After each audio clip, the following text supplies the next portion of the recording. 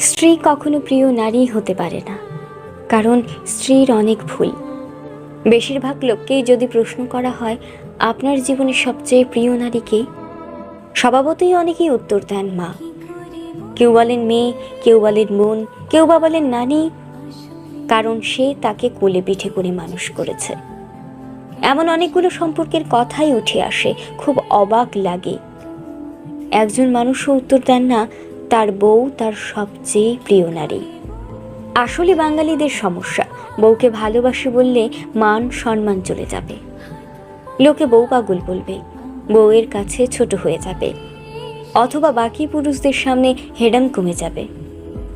এমন একজন মানুষও কি নেই যার হাসপাতালে বেডের পাশে নির্ঘুম রাত কাটিয়েছে তার স্ত্রী, অথবা একসাথে জীবনের যুদ্ধটা করবে বলে বাবার বাড়ির অভিজাত্যকে দূরে রেখে স্বল্প বেতনের ছেলেটার হাত ধরে বাবার বাড়িটা ছেড়ে এসেছে।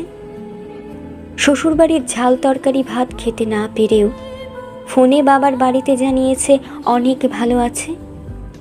নাকি নিজের বিছানা, মায়ের রান্না, জন্মের পরের বাড়িটা সব ফেলে আসা অনেক সহজ, যার কারণে বউ কখনো প্রিয় নারী হবার যোগ্যতা রাখে না।